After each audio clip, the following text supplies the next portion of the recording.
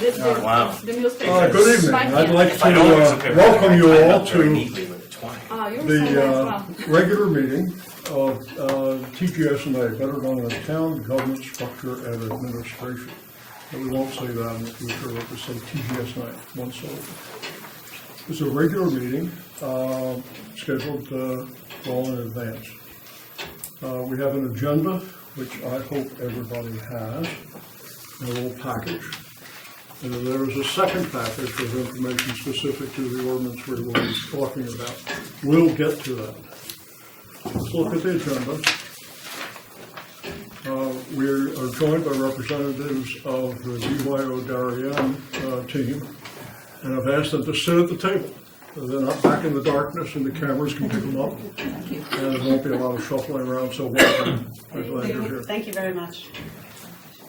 Why don't we go around the table and say who we are, what district we represent, and maybe how many years you've served on TGS&A. John. I'm John Bolton, District 5. It's a really good question, Frank. How long have you been on this committee? Just make up. A couple of years. But I was on the committee the last time we looked at the bag ordinance. I left and I came back. Catherine Bailey, I just got on the committee. I'm in District 3 and I'm eager to take part. I'm Laura Mosher, District 5, and I'm actually with Public Health and Safety. And glad you're over here. Let's continue right along. Okay, I'm Juliet Kane, and I'm one of the co-chairs of BYO Darien, and we've been invited tonight by your committee. I'm Lucia Zakowski, and I'm in District 2, and thank you very much for having us tonight. Appreciate it. I'm Paul Treboni. I'm the co-chair with BYO. I'm the co-chair of the Darien Green Team and the Darien Environmental Group.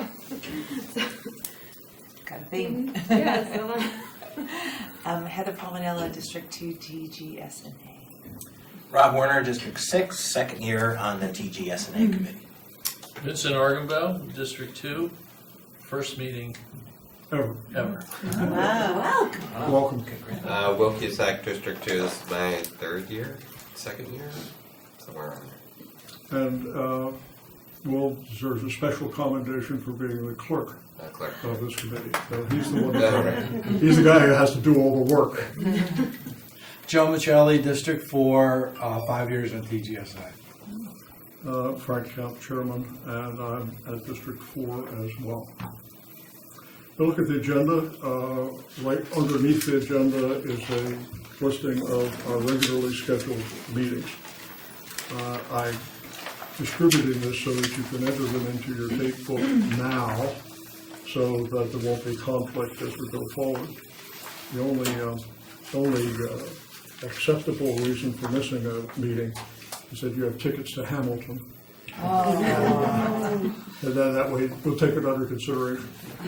Also be prepared that we may cancel a meeting, as we often do, if the Rules Committee doesn't give us an assignment for the next RTM meeting, we cancel. The other side of the coin is when things get interesting, we call special meetings. And I think it's 24 hours or 48 hours is the minimum of time. You just can't call one and say, we're going to have one this evening. No, it's either 24 hours or 48 hours ahead of time. But we'll do better than that. Because I feel that we are going to have a special meeting in the next couple of weeks, one or two, as we move this thing along.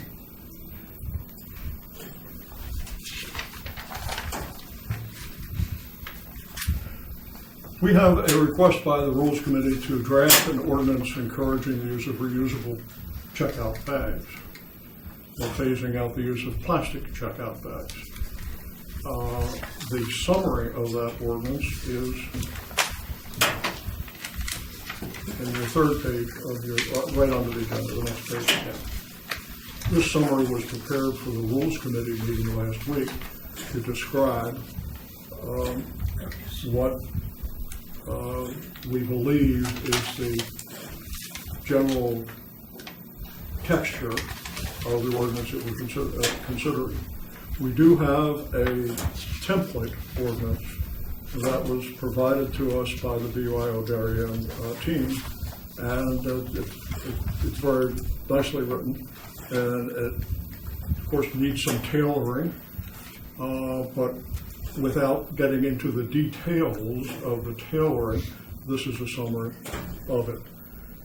Cecil, if you can bring that up on the screen, we can't see it, but our friends who will be watching this on TV will see the statement of purpose of the ordinance with certain terms underlined, such as reusable checkout bag, plastic checkout bag. And then the definitions of those underlined items are given in the next 4 bullets.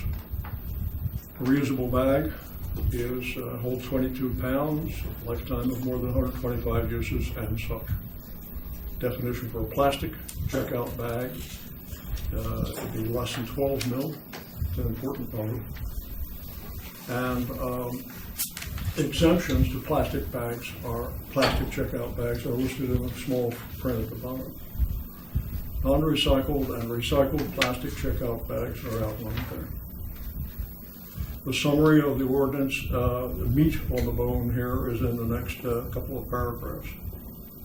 It would be the plastic checkout bags. I'm not going to read this to you. You all have it. And matter of fact, Cecil has it up on the screen for the folks at home. I hope that I captured the spirit of the ordinance in this summary. Yes, absolutely. Left out some details, but my pledge was to make it 1 page. And so to keep it on 1 page, some of the details have to be assumed. And then we get down, we got down a page called exceptions, and this is like the devil's in the details. It's in the smaller print. It's when you have a definition of a product, when you have a definition, the product bags are defined as newspaper bags, door hanger bags, laundry, all the things that are not going to be covered in the ordinance. Now, I said that we're going to cover the time frame and sequence of events. Let me put that off for a little bit. Just a second. Item number 3 here is review draft material available through the cloud. The cloud is a Google Drive that's publicly accessible, and it's publicly accessible through the instructions that are here. Does anybody have? Yes, John has a pad which you can actually see if these instructions work. So if you could get to your browser and bring up the town's website, and Cecil can keep that up on the screen so the folks at home can follow along. Which do you want to see? Yeah, the last slide. Okay, Sorry. First step is to get to the town website, and you can do this on a smartphone if you'd like to follow along. And you're on the town website, you click on government, you click on, then come down to RTM, and scroll down and click on TGS&A almost at the bottom of the list. The screen will come up with different years, and the top one is 2019. Are we okay, John? Look at that. When you click on the 2019, you'll see several choices, one of which is the committee research materials. Click on that. And then a menu will open up so that we have, so far, put up the draft that we've been working with, a 4-page draft. We did some redlining by comparing the 4-page draft to what was passed in Greenwich. Like A to B, and then it flips it B to A. So it's interesting to look at the same material both ways. We have correspondence, a file for correspondence that has occurred so far. We have examples of other municipalities' ordinances up there, Stanford, Greenwich, Cornwall. Now, I'm not sure that we have the state of California up there or not. It's a well-written legislation. And then there's a fourth folder called Connecticut Materials. The Office of Legislative Research several years ago, at the request of the House and Senate, worked up a good research paper on the effect of on the environment of plastic materials. And there's a couple of other state-generated research materials up there. And within the last couple of days, two more pieces of information went out: the proposed bill 5245 and proposed bill 5019. Now, these are new in the pipeline up in Hartford, and that pipeline will be working for the next couple of months during the legislative sessions. They're up in the. This is an example of stuff that's up in the cloud, rather than Xeroxing a whole lot of stuff and having a flurry of paper. We have a little flurry this evening, but as this thing goes on, they'll be say, "Well, I didn't get a copy of that," or "How do I get a copy of that?" Well, it's up in the cloud. So these two went up in the cloud the other day, and when I was so surprised that they are skeleton. All the all the state statutes that I've seen are very complicated and lengthy. So I can only assume this is a placeholder to get it into committee, and they both have been assigned to the Environment Committee. So now we have to track it over the Environment Committee. And one of them is at the state level to establish a 5-cent tax on single-use plastic. And the funds go to environmental purposes and to encourage customers to use reusable bags. So that's a 5-cent tax on single-use bags. The other one, that was, you can see the numbers when you go to the cloud, 5019. And this is 5245. Being enacted that the general statutes amended to prohibit the use of plastic straws, stirrers, polystyrene packages, helium balloons, and released into the atmosphere single-use plastic bags and products that contain microplastics. A reading of these two bills, in contrast to what we have on the plate for us in the next couple of weeks, seems to not be in conflict. Should we implement a plastic bag ban?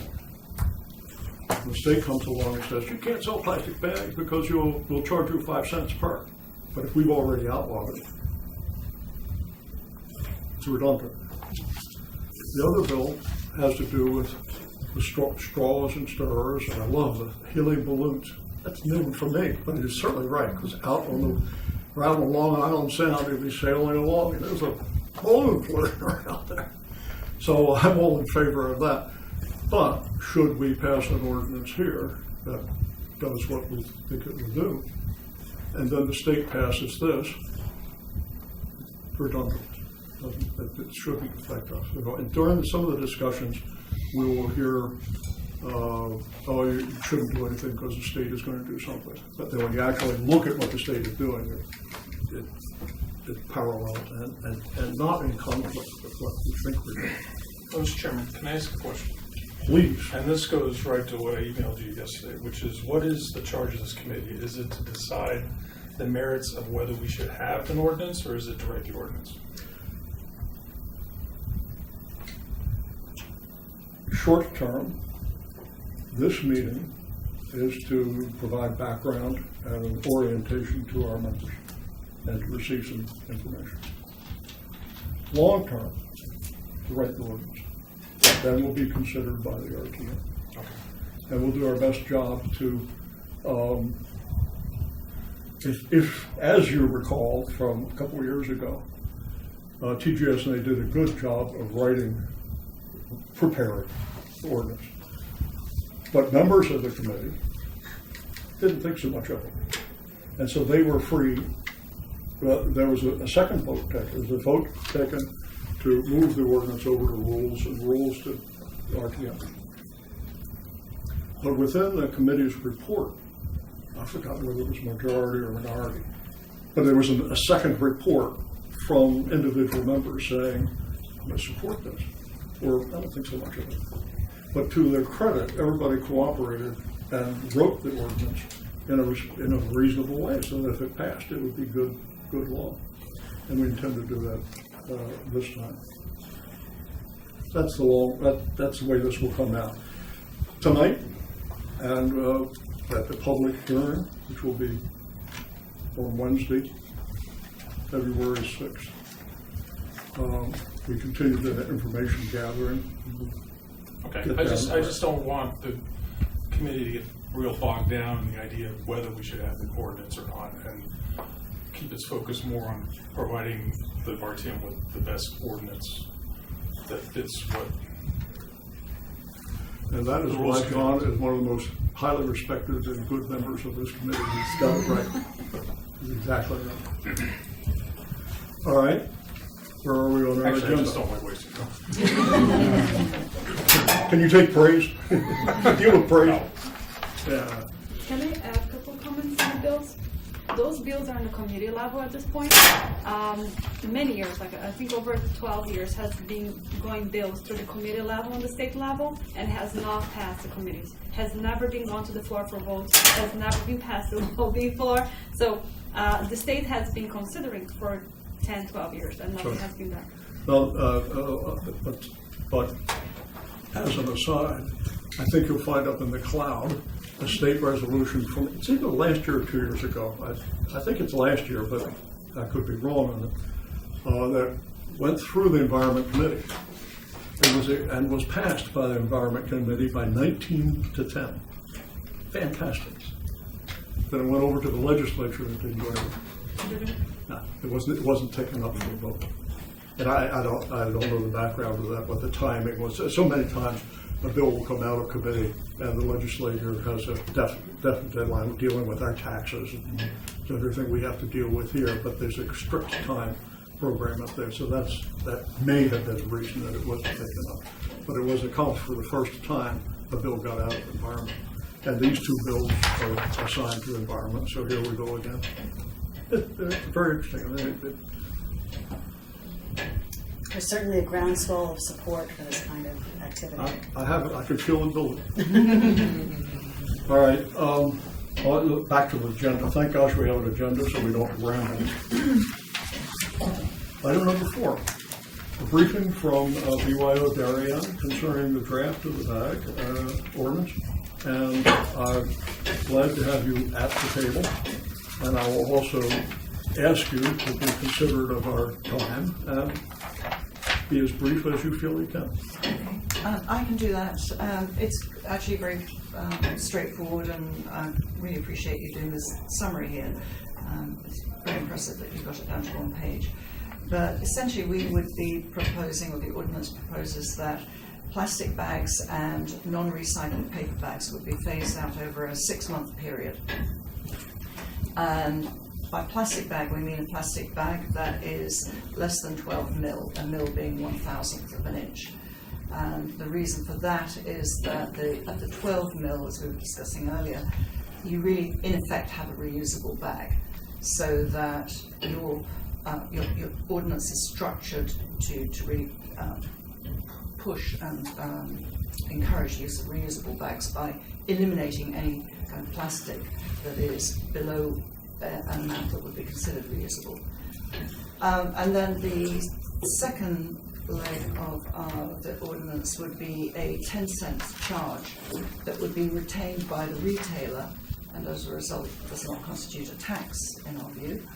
And that 10-cent charge for recycled paper is intended as a nudge to consumers, to customers, to remind them to bring their reusable bags. It also helps defray the costs, because the cost of a recycled paper bag is significantly more than a plastic bag for retailers. It levels the playing fields for our smaller retailers who have to compete with Trader Joe's, with Whole Foods, who sell many of the same items as our local retailers, but are able to give those recycled paper bags I would say for free, I mean, it's built into their cost mechanism, but with no specific charge. And that would be a perceived disadvantage to our local retailers. And another reason for the charge is that if there is no charge, there will be a tendency for people just to go to paper, default to paper, exactly as is happening in Greenwich now. They don't have a charge. Exactly what's happened in Westport. Recycled paper is available, and people take the path of least resistance. They will take that. It's on offer. It's seemingly free.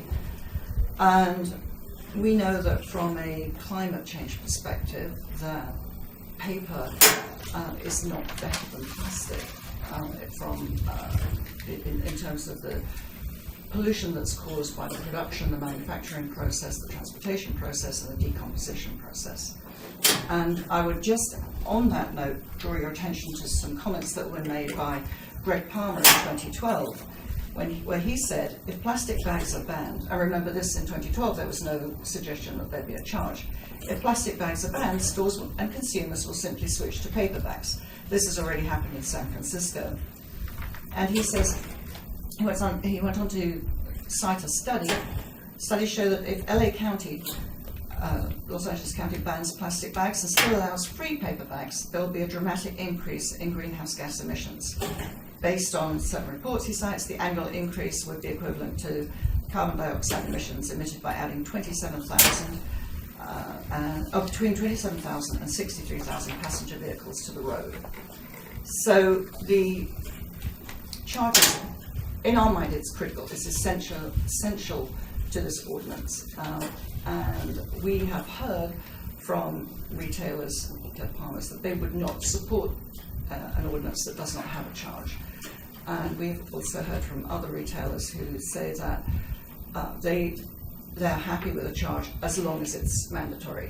They don't want to be given a choice to charge or not that pits one retailer against another. So I think that's it. I would like to add a couple of things. So back in 2012. I have a question then. Is Greenwich and Westport, are you saying Greenwich and Westport right now in effect, they have banned the use of bags and make paper bags free? Yes, there's no And so the distinction between our ordinance and the Greenwich and Westport one would be adding this charge? That is the case with the Greenwich ordinance. That the main distinction is the charge. With Westport, the mill rate is very low. It's at 2.25. And what's happening now as a result of the developed research, the experience and understanding, many towns are going back to revisit a 2.25 thickness. Stanford is doing that, I think tonight as we speak. And so people are realizing and developed thinking that 12 mil is the best standard. Yeah, Westport passed in 2008, and after that, the industry came up with a little thicker plastic bag, which they could sell as cost efficient, in the same manner, and they would just provide this free to the customer. So in Westport, you can actually get a little thicker plastic bag. So in 2012, City Carding was accepting the plastic bags. They were being recycled supposedly. Just July this year, like a City Carding is not accepting any more recycling bags. So we are taking these plastic bags now to the incinerator. Any plastic bag that goes to the single stream is pulled out and goes to be burned. So we are now at this point, we are there's a potential of harming our health at this point. We have research from Sound Waters. They just received a grant, and they have examined the water and the Long Island Sound, and they have found particles of plastic. So our oysters are eating the plastic, and whoever eats oysters is also having a piece of it. So it's our choice. Like, if we want to continue contributing to the problem that's rising there, it's our choice. Right. I understand that you may have brought some examples Yes, of the different bags, just to... Yes, so this is it's still a draft. I'm not sure it's really supposed to get out, but it's a draft of the Long Island Sound Soundwater's research on microplastics Oh, very good. in Long Island I'd like Sound. to, put them up in the cloud. Yeah, and Can you send it to me as a PDF? yes, and the EPA has recently. Well, I could scan it, but if you send it to me as a PDF, that'd be nice. Yes, I will. The EPA has recently awarded a $1.7 million grant to study the waters in Long Island Sound, and a portion of that grant has gone to Soundwaters and other organisations to look at the issue of microplastics in the Did sound. you in fact bring some bags that met these Yes. criteria? We have everything.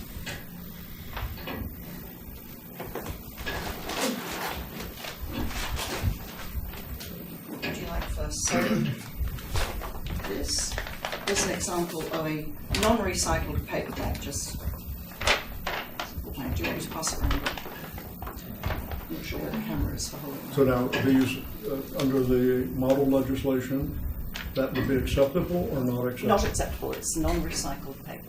Yeah, we're asking for at least 40%. Now, that's more for clarity, just to Sure, identify yes. what Yeah. we're dealing with. And this, by comparison, is the recycled paper bag. This one this is 100% recyclable, per the ordinance, and this one happens to have, says it has, sorry, I'm trying to look at the percentage. I think this one is 60% recycled material, which is slightly higher than our ordinance, which says we need a minimum of 40%. So this more than passes. Did you want to see a product bag? Product bag, this is an example of a plastic product bag. This would be okay under the ordinance because it's accepted. Practical matter. I would prefer not to see them, of course, but anyway, we're trying to be practical. This is an example of a paper product bag, small bakery items or something like that. So as a paper product bag, is that included on our list It of is, exceptions? yes, it's plastic or paper can constitute a product bag. So that's okay. That's okay. And these are reusable bags. And I unfortunately couldn't find anything without a logo, but this is Freeze Art Fair, so I figured that wasn't terribly relevant to our town, but it shows you the type of bag that can be manufactured, durable. So does that meet the criteria of 125 uses and 22 Well, pounds? That's a very good question. That language was used by Greenwich, and that language is language that's been used in most of the California statutes, and it's intended to show durability, obviously. These are bags, as you can tell, I'm a little embarrassed because of the marks on them, but these are 4 or 5 years old, and I'm a fierce grocery shopper. I tend to be so forgetful that I go 2 or 3, maybe 4 times a week, which is embarrassing, sometimes twice a day. So these get heavy duty use. And not a tear inside. These happen to be cotton, so they are very, very durable. And this is made out of recycled, made out of plastic bottles. And I can put them there for you. Do they carry the labels that are required? They're all Because somewhat different. That's what you were just showing. Yeah. A reusable checkout bag, Yep. which holds 22 pounds, lifetime of more than 125 uses. Yep. It's plastic, greater than 12 mil, Yep. That's the one. and it's appropriately labeled. Yeah, well, this one has a label that says country of origin and the content, and gives you washing instructions too. So it obviously is washable, that's another requirement. And as 100% cotton, by definition, wouldn't contain lead or cadmium or other toxic metals. So I have a question. Yes? I'm reading this, and this isn't the final ordinance. I haven't read the Greenwich one, so I'll be really off the code. But it just says that you're encouraging the use of these bags. How, I guess my question is, why is it so important to define the reusable checkout bag? If it's really just, hey, we want you to use these things, you can't use these things, why do we have to define what? I'm just thinking this in terms of drafting this, because... Yeah, I understand. I think it is important, and now, but I would say at the outset that what we did was just try to take sort of the paradigm, and we weren't ever believing that this would be the law that's passed. The whole purpose was a collaborative approach, and we were putting out suggestions for discussion. I think there are a number of things you could do with the definition of reusable checkout bag. But there are some things that I think are critical. One is the washability. That's very important because a lot of people are very concerned about, and they probably be concerned if they saw my bag, dirt and germs and, you know, am I going to contaminate my food if I carry it in this bag? So very important they are washable. Or it doesn't have to be in a machine, just rinsed or with a cloth or something, but very important, I think, that they be clean. You could specify holding at least 22 pounds, lifetime of more than 125 uses. Norwalk didn't do that. They contemplate simply multiple reuses. So you know there are variations on that. Yeah, but I think that the idea more than anything is to make sure you have a bag that's of such a quality. I mean, you could have 12 mil, but if the stitching on the handles isn't very good, then that's not very practical. So, you know, you need something that's going to indicate it's for multiple reuses. And if you were to use this once and throw it out, you would have a far worse environmental problem. So we definitely need to incorporate the concept of multiple uses. I think jumping ahead with a detailed question, so I'm going to violate my own suggestion. In the draft ordinance, we define plastic bag, we define product bag.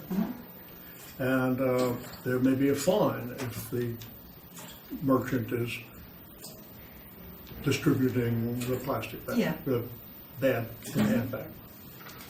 And then the other leg of the ordinance has to do with the 10-cent charge for a recycled paper checkout bag.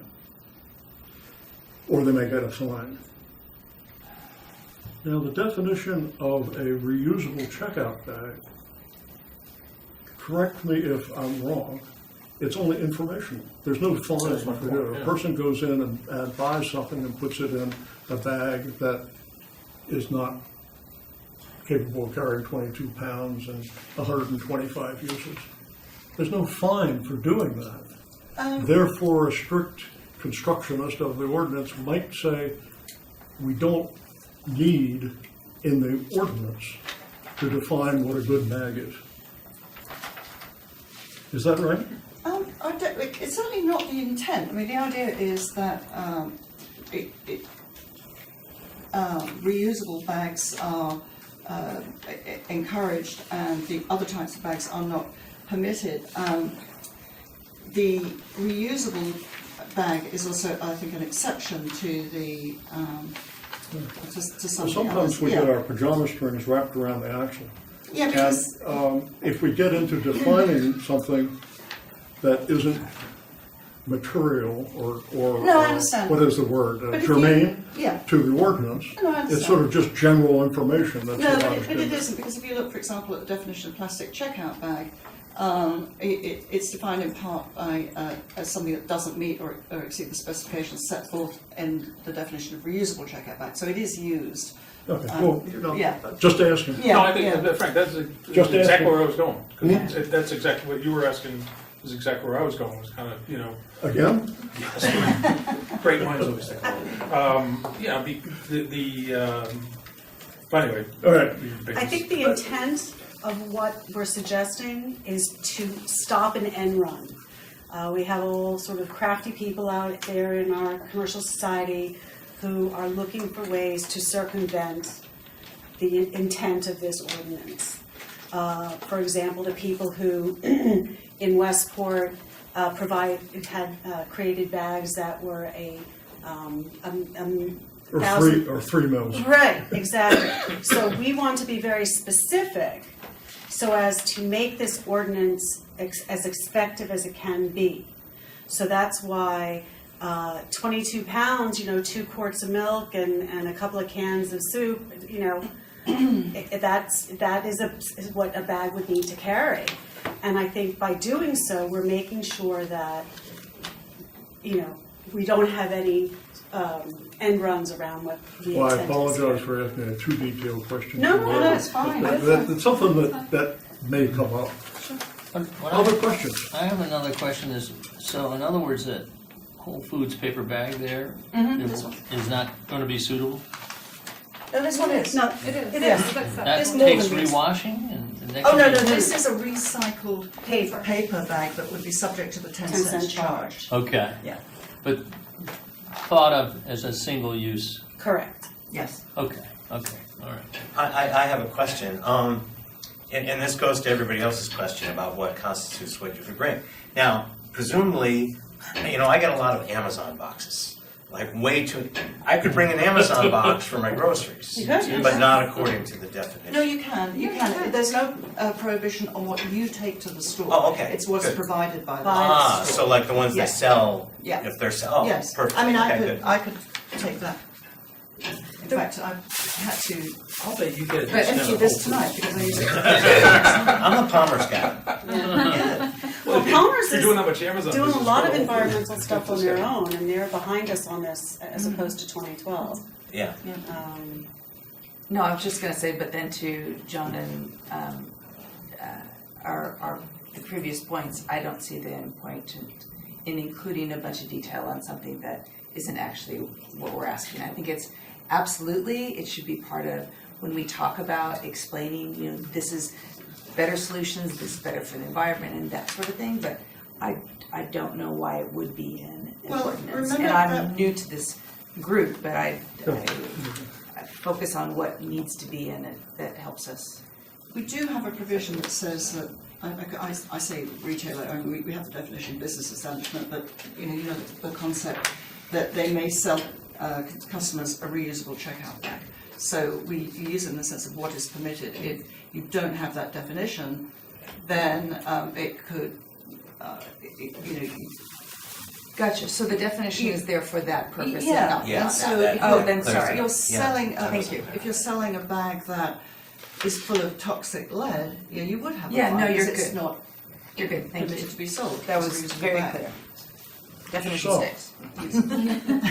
Pending further questions, let's look at agenda item 5, which is review and discussion of key sections of the draft ordinance, which brings us to the fat little packet that everyone has. There's a table of contents on there. You can check it twice.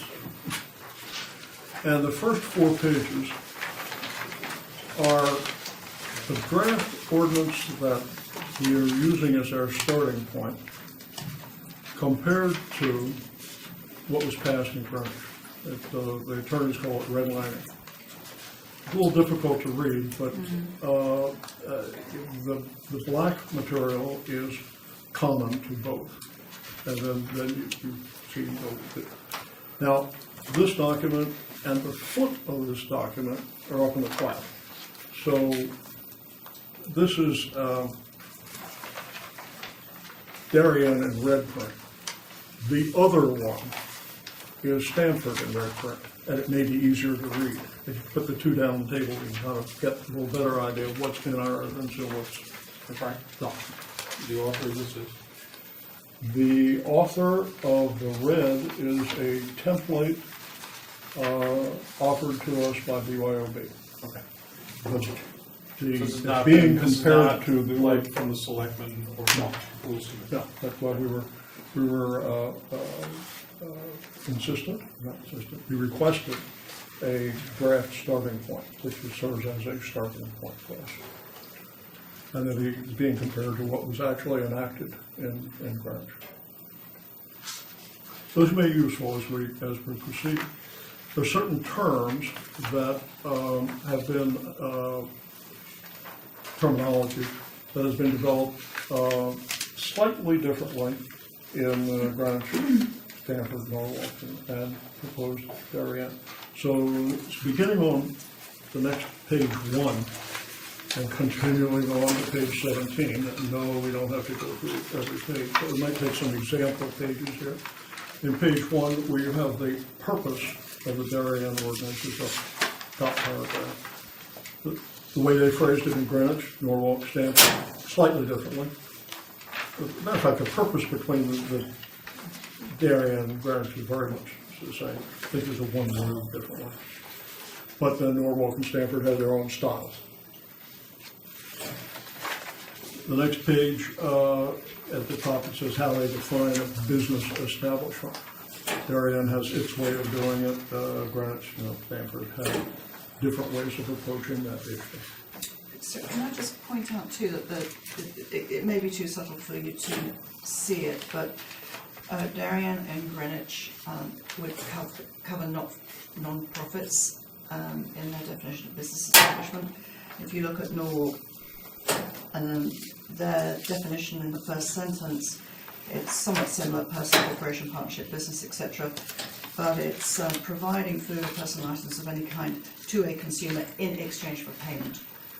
So it doesn't actually cover non-profits. And the suggestion is? Oh, no suggestion. I'm just telling you that in Darien and in Greenwich, non-profits are covered in the definition of So business the words establishment. non-profit are here, No. in the Darien paragraph, so- first line. Oh, sorry, you're absolutely right, it is there. Okay. The reason why I mention it is because it's a little more subtle in Norwalk, because it doesn't say the word non-profit, but it does say any other organisation or group, however organised, so you would think it would be broad. But the language at the end of the sentence goes on to say it's providing goods to a consumer in exchange for payment, which would not include an organisation I that's think what, giving out. the elephant in the room is perhaps person to person, I'm sorry? person to person. Right. Oh, yeah. Oh, very And so, short. the way this is phrased right now, would include Yes. person to person in Yes, the it would. ordinance. Yes. It would I just not thought it was exempt worth them. pointing that out because it may not be, as you're comparing Norwalk, it's one difference. Very good. Thank you. There are several terms that are defined in Darien and not other places, so page 3 is sort of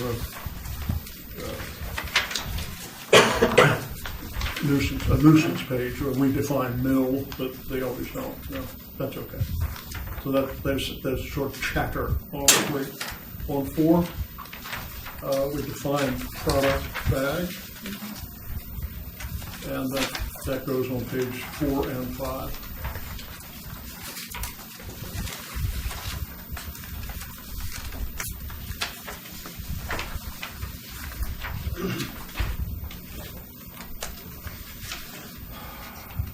Six, recycled paper checker bag, defined, and then we get to reusable on 7, and on. The restrictions,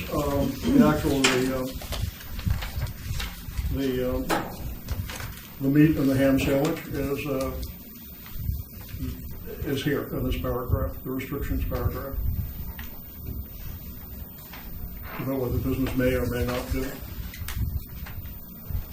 And we can also see when we have, at our leisure, see how our companion towns have gone about the same sandwich. Page 10 is how Darien is proposed that they go around applying the charges and collections. Norwalk has a fairly extensive section on page 11.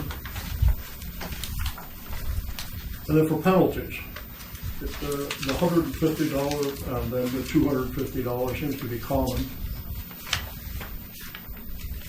Stanford goes to $250 right away.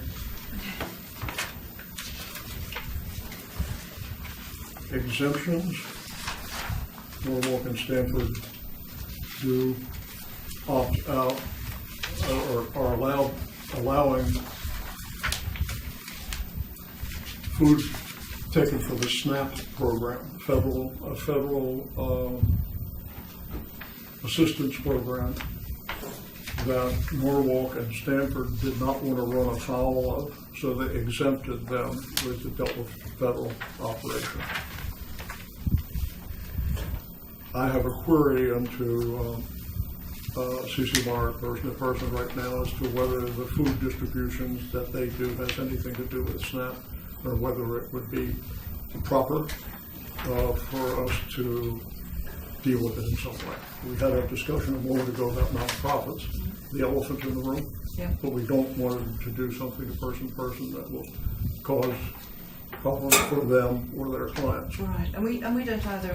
We've undertaken a very big drive to provide them with reusable bags, and we had significant I donations. understand that's been very successful. Yes. And first person has an operation in Norwalk, and they have had that Yes. bag collection effort going on. Yes.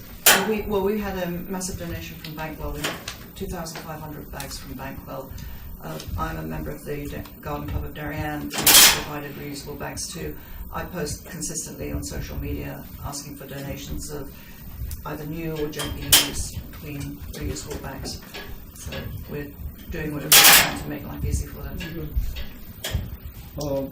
Both on page 14, both Norwalk and Stanford have developed a nice little paragraph called severability, so that if and it's a standard type of paragraph, and we will prepare one, the counterpart, so that if part of the ordinance is struck down, the rest of the ordinance will stay, the standard type of thing. And the paragraphs are an effective date, just different ways of phasing it, and it can be done a couple of different ways.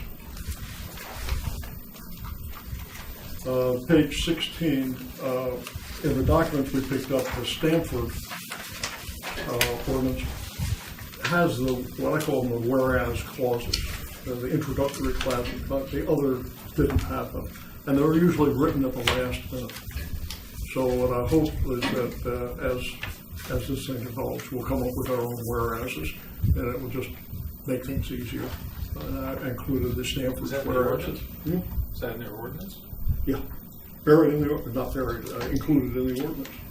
Well, it's usually up front, isn't it? It's just sort of a nice introduction, sort of clearing your throat, and we do it, but we always do it at the last We minute. always argue about it. I don't want to do it. I want to get it over with. So that's why I included it here, is to get some good ideas from Stanford. And finally, the last page. That brings us to an interesting topic. The last page is titled, Sections That Are Under Development, Unique to the Town of Darien. Now,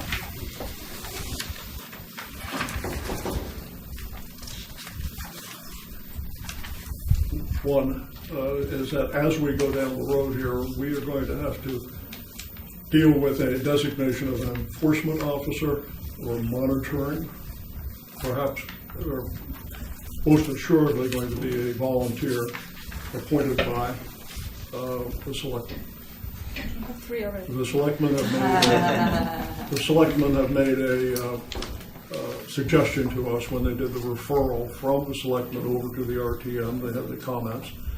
I wasn't there that evening that the selectmen met, but people will recall and look on the tape that while they do support the concept, they're very cautious about using town resources to implement this. So the enforcement, dare I call it, officer or hall monitor, or somebody to make sure that the ordinance is being complied with, will probably be a volunteer, as we all are, who would be given this responsibility.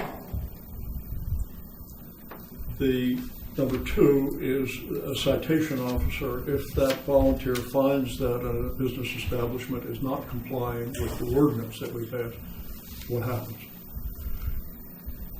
Whether that person has the ability to write a citation or not, or the department within the town government who can act, who will issue that citation, is under discussion, and we don't quite know how that will turn out at the moment. But it's here. We're not shirking away from that, because it's not clear that the volunteer who wants to be monitor who's appointed as the monitor, then has the police power to write the citation. It's a technical detail, an important one. I don't know the answer to it. 3, The ordinance, the draft ordinance, the template ordinance, says in essence that any funds recovered from fines would be put to good work in education of townspeople for best practices. We need to develop the language that the fines go into a general fund rather than a special fund. The move from the Board of Finance and our Finance and Budget Committee lately has been to try to cut down the various special funds. I think at last count there are 25 of them. And some of them are so old that they've forgotten what they were for or how they were administered. It's just a mess. So the proceeds from new projects most probably are going to go into the general fund. Topic number 4, severability and conformance with potential state regulation. We kind of talked. This was written before the bills became available. Now that we see the bills that don't necessarily see a conflict with what is trying to be accomplished here with what the state has been doing. As we discussed a few minutes ago, they seem to be on separate parallel tracks. So this conformance with potential state regulation may be the reason. But beware of the topic that's not on the thing. Topic number 5 is a concern that has been associated with this from the very beginning by the selectmen and other people who have commented on this and taken an interest in it, is that the theme of what is being proposed here of the 10-cent charge that the merchant must charge for the bag, the acceptable bag, and that they can keep the 10 cents and to balance off their costs. While that sounds good, a strict interpretation of the law is that could be considered a tax. And to the degree it is considered to be a tax, this body, the RTM, does not have the authority to come up with a new tax. So it may not be possible to do this the way it's proposed right now. It's under discussion. As a result of some correspondence with town council, who is currently saying he would advise against it. So we have to look into that further and see how we can accomplish a goal that we would like by other means. And we'll find out it may be legislation, it may be may not be legislation, it may be public education. Tough. But at the moment, that's where we are, and there'll be more information coming. But at the moment, we have this advice, and it came in. So we've been asking for guidance and advice from town council, and it was delivered today. After the thing with the topics 1 to 4 was made up, the big 5, item number 5 that concerns us all is that.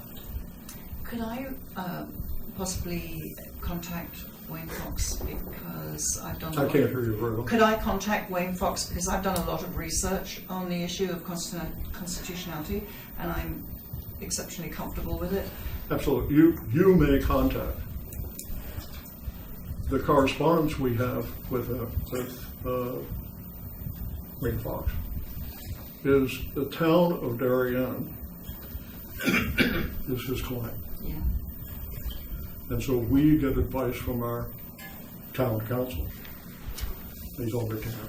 And so this is what he does.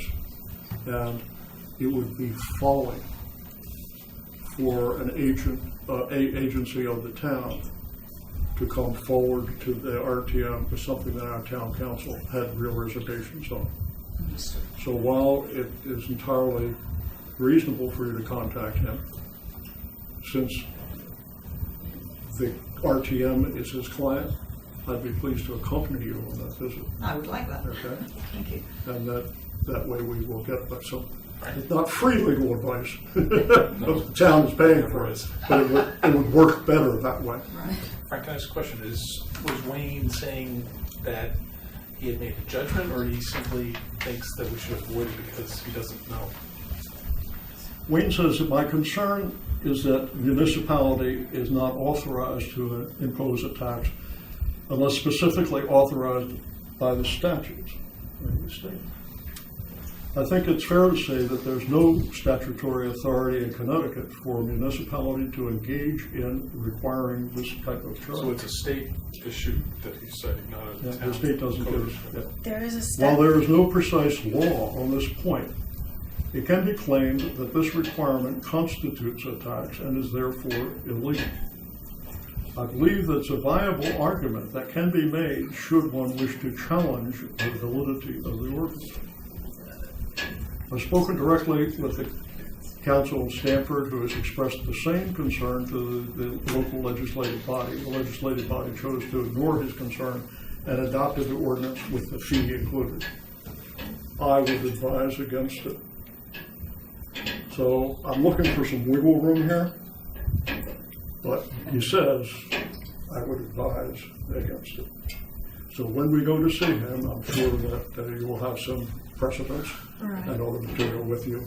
I look forward to that. Could I just make some statements for the rest of the committee about my findings?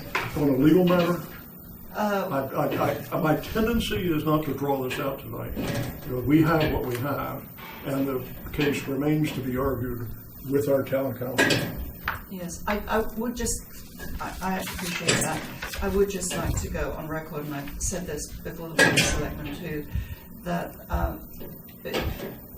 the charge here does not go to the government. It doesn't go to the town. It stays with the retailer. And the tax is usually assessed, levied, collected, and retained by the government. This is not a tax. What you're saying is true. Couldn't you just call it a purchase price? Pardon me? A purchase price, like you're basically buying a bag. Right. Instead of charging someone, purchase price for that bag would be $10. Whether we can mandate that? Is that what you're? If- There are lots of questions. I don't know Okay. which question you're I don't asking. know, but would it run afoul if you called it a purchase price? You're selling a bag. I don't know. But in view of the importance of it, You're in mandating. view of the to sell significance, Right. So, we will do the right thing. We Sure. probably don't want to write new law, but we want to probably make sure that we're informed of it. Okay. Topic number 6. This leads directly to topic number 6. There are a couple things that I would like to ask members of the committee to volunteer before they're appointed, volunteer to do something. One of the nice preparatory tasks is to define or to refine the definitions of what is a product bag, what's this type of bag, and everything like that, so that when this goes forward, we have the template that was provided, which is pretty good, but we're also looking at other communities the way they did it. And I would love to get 2 people from our team to work with related parties in developing version 1.1 of that list. So that when we go forward, we're confident that somebody is, as I said, have you thought about such and such? Have you thought about such and such? No. I think I'd that's much very better good. to say, yes, we have looked into it and here are our findings. So we're just not taking the template as being the final version. So, within this committee, would someone like to hold up their hand and say, sure, Frank, I'll work on that? sure, Frank, I'll work on that. Heather, you too? Yeah, sure. All right, this is wonderful. So if the 2 of you would work with interested parties Let's see. And then, Very impressive. and so they have a chance to tune up the legislation, and we also have a chance to look at some of the information that's in the cloud. One of the references that's up there says other states' bag laws. And so there's an agency called bag.com. That's not exactly it, but when we go to the cloud, you'll see that there's a click there that sends you out to a national site. You have a wide area of wide resource to draw on. And get your act together and come back to us next time we meet with a little chart and say, well, this is good, I'd like to add this. Never had problems with that. Does anybody else like to join the it's not a subcommittee, it's a workforce. Task force, we like the term task force. Task force. Yeah. Well, here's the concern. That I learned a while ago, working with Lloyd, Rustin Heather. If we appointed a subcommittee, we'd have to produce an agenda and minutes. So we're not a subcommittee. You are a task force. There you go. You should go okay with task force? Can I make one suggestion? Because with the issue of person-to-person coming up and a charity giving out food on a non-payment basis. SNAP. Yeah. A SNAP kind of thing. That paper bag there, I know we end up collecting a good amount of them. And they're nicely folded up and they're clean. If those were donated to a person, and They take them. Well, they'd take them, yes, and then they would be allowed to redistribute those without any charge to without. Well, I don't know whether the legislation, the ordinance would accommodate that. We certainly would want to accommodate that. If it's Yeah. not perfectly written in here, there's no reason why. But I think if the SNAP recipients are exempt, so they will be exempt because probably most of their clients are SNAP recipients. Make sense? Because if you're exempting the SNAP recipients, so most of their clients are already. You mean official SNAP recipients? Right. Because I think a lot of people are not SNAP recipients. Well, Or even registered with the federal government. Well, I've got a note out to Cece at the moment, because I don't have a good handle on whether the food that they distribute has any federal subsidy in it or not. We could trip over ourselves, and this is the time to start. I have another, perhaps, task force over the next week or so. Could you consult with our friends at Person and any other not-for-profit food distribution agencies, see what they're doing? You don't have, you don't have to write the legislation for us, but when we get together again, just have a little bit of feedback for us of what they are doing, if they're prepared for this, if they want if they need an exemption from it, what, and just chat them up. Do I get a yes? Yeah. Oh, yeah. great! Oh, hallelujah! It's wonderful. We're both at the same church. We should know who to go to on that one. Just step across the parking lot. That's right. But see, Person has got the Norwalk Annex. That's right. So they should. They are already. I think they're already thinking about this, but I don't know what they're thinking. But that'd be great. But the idea, since most of the food is donated, well, donate your paper bags as well. And we have a little bit of, it's not three-dimensional chess, but I mean two-dimensional, because in the definition of business establishment, we can fiddle with that. Yeah. Or at the end of it, we can do some exemptions, or none. I mean, if person is good with this, I would imagine we'd be good. The reality is that if there are no source of plastic bags, they won't receive plastic bags. The only ones that will be able to receive would be paper bags. Now, person to person doesn't charge for the food, but what about a place like the DCA thrift shop? Because people who shop there, they are exchanging money. and they are gonna be using bags, I would be less concerned about person to person and more concerned about a thrift shop. Thank you.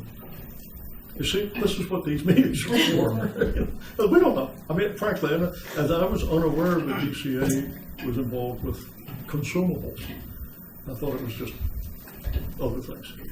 Well, it is other things, but they still have bags. I mean, we're still talking about bags, whether you're buying, Books. you know, books or sweaters or whatever, but still bags. All right, well, your task just kind of, what do they call it, mission creep? Go beyond person. Yeah, find somebody at DCA to talk to. That's nice. All right, I got one more task, which is perhaps the toughest or the most interesting. Is given the problem that we have, that we can, given the issue that we can see coming down the road about the legality, what would be very good at this point to do is to look at other communities in the nation who have used this template successfully.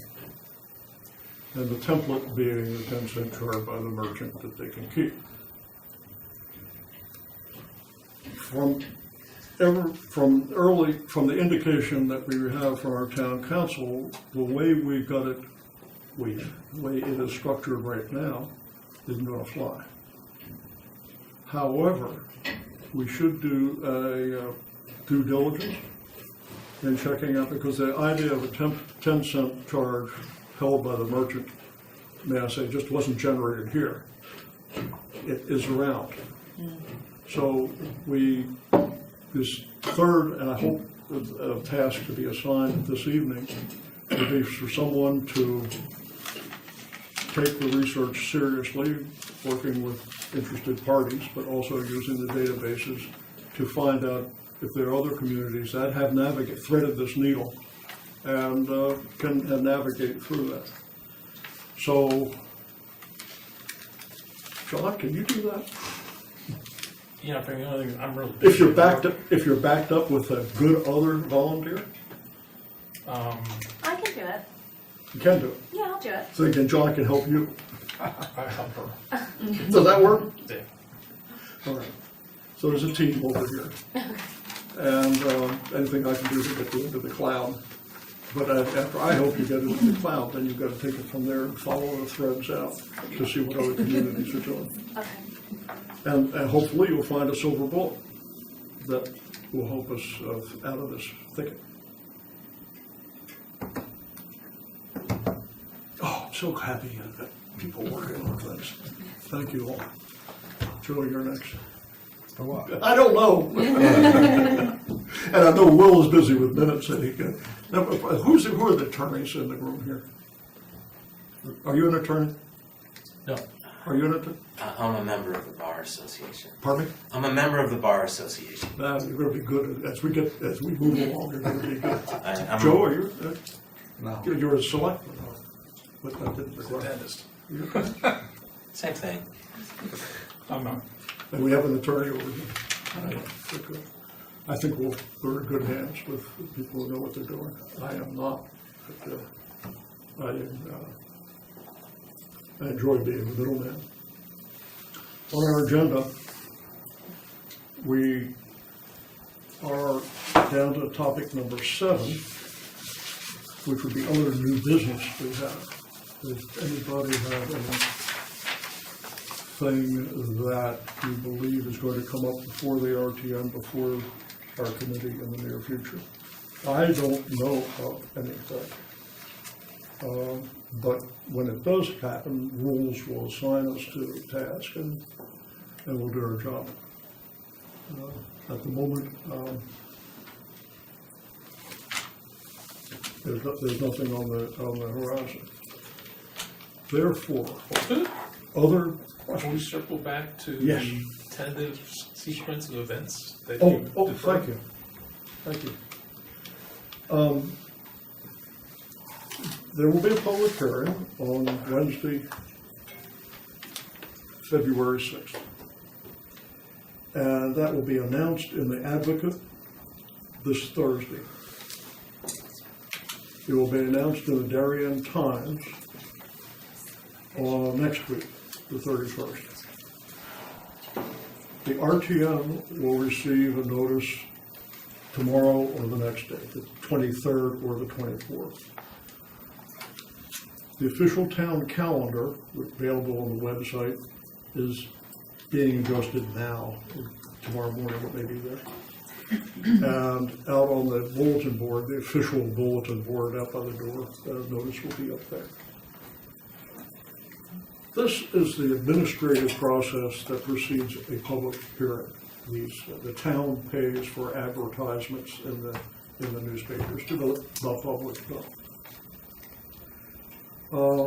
I know that the BYO Darien website has been adjusted to advertise the meeting. There's a typo in it. Frank, is this a? Not typo. It's a good. I thought it was a nice notice, but I did notice something there. Easily fixed.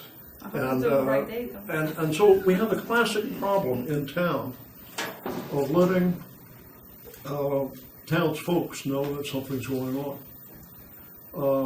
This has come up from time to time where we'll pass legislation and then people will pop up out of whack-a-mole and say, I didn't know about this, or, how can you be doing that? Or come to the meeting and say, you're rushing. Many times in RTM, we've heard someone standing up saying, we're rushing this. Why are we going so fast? And that's because we all, despite all our efforts to get the information out, there is not in the town government a way of pushing information out to the public.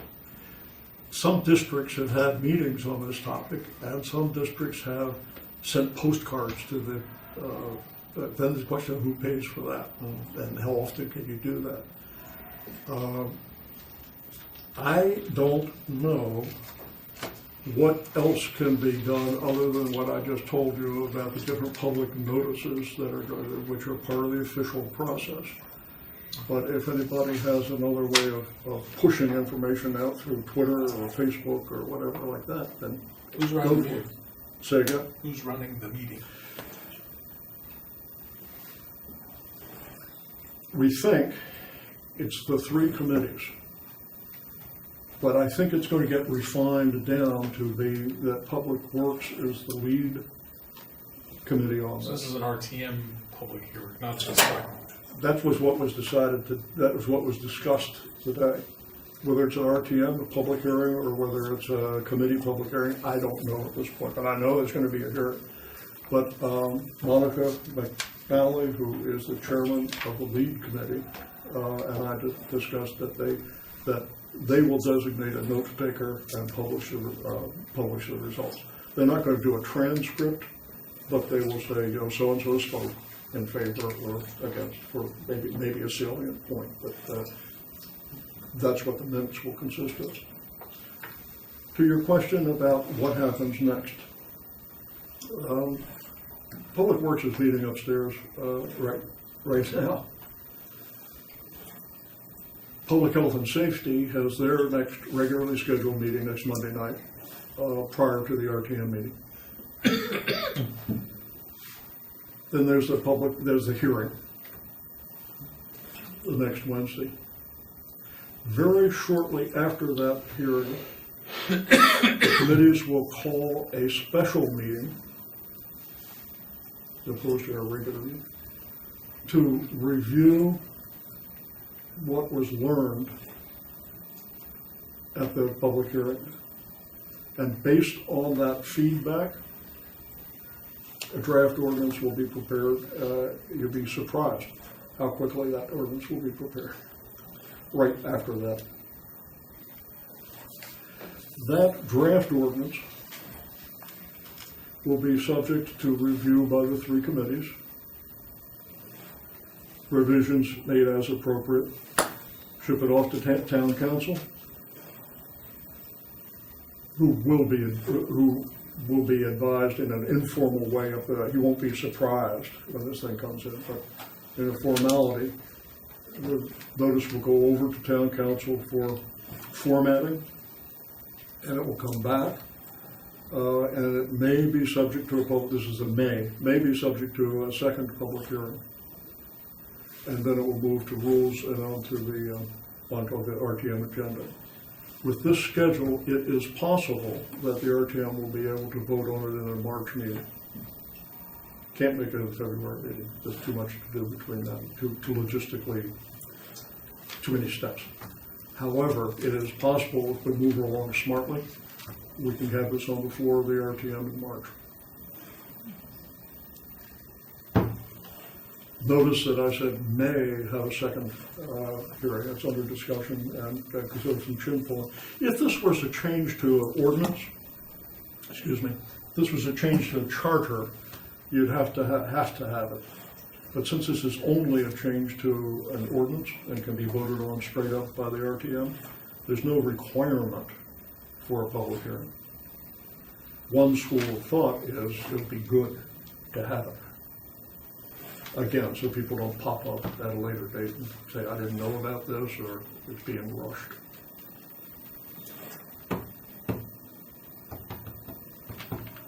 Other questions? Do I hear a motion to adjourn? Oh, before you do, I have two questions. One is, Yes, John. 1 through 17, who prepared that? Say again, page 17? 1 through 17, the comparisons. Who prepared that? You? Oh, this? We had a snow day over the weekend. So you did? Yeah. Okay. Is there a reason you didn't to Westport?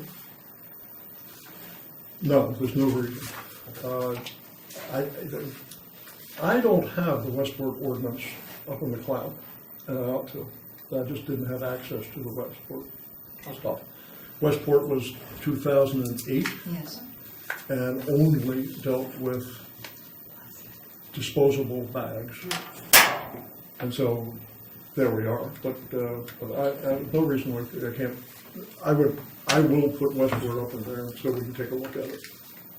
I think Westport was criticized years after the fact that when they put it in, it only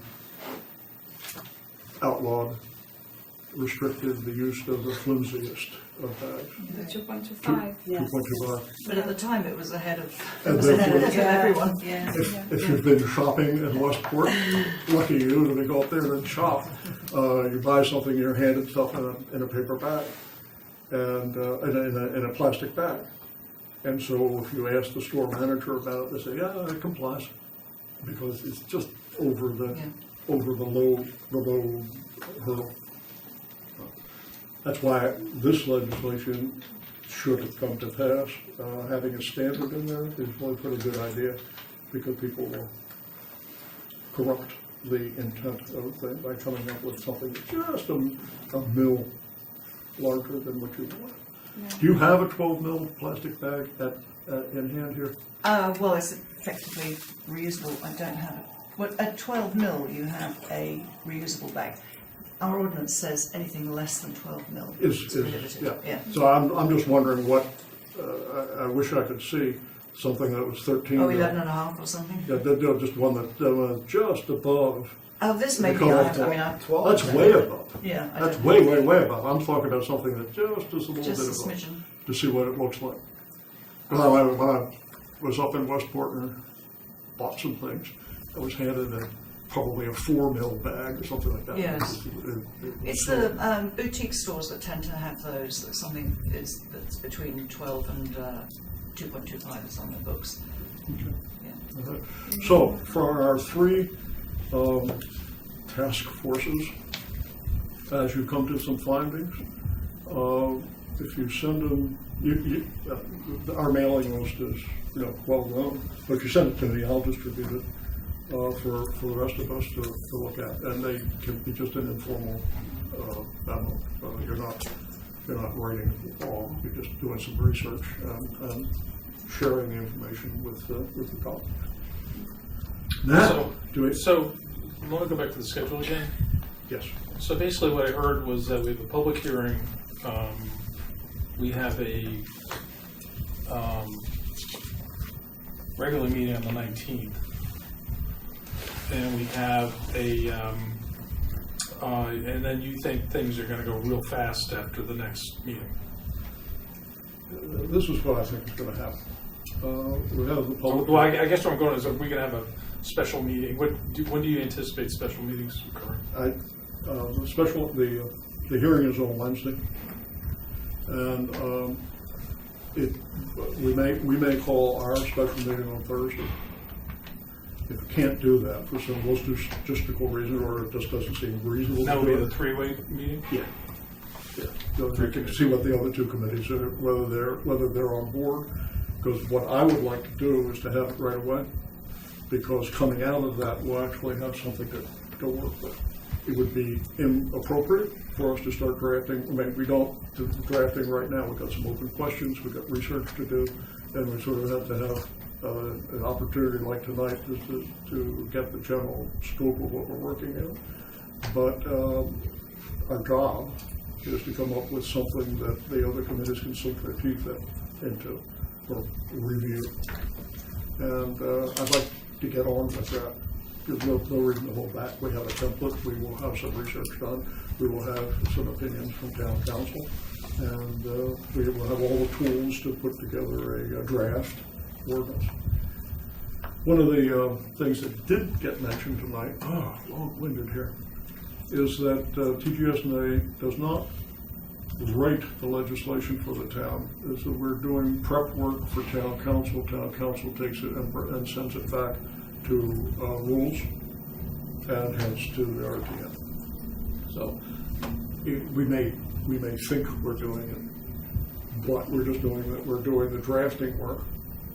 Town council is not likely to go in and rip the intent of what we're doing, but it's always possible that we don't, despite the good legal craftsmen on our team, we may screw up something, and so he has to go to it. And the thing with all the whereases comes back and it becomes a motion before on the RTM. That's the way it works. So I would hold the night after the hearing for a possible work session. Again, the other two committees have got to weigh in on that, and then we'll get an invitation to that. Does anybody have a problem with Thursday the 7th? Oh, 7th? No. The public hearing is the 6th. I'm arguing for meeting on the 7th. Oh, okay, good. No. No, the 31st. Now, John, would you make a motion that we adjourn, or have you got something? Something else. Every time we motion, he got a good comment. I move we adjourn. Oh, wait, Second. second. Thank you all very much. Thank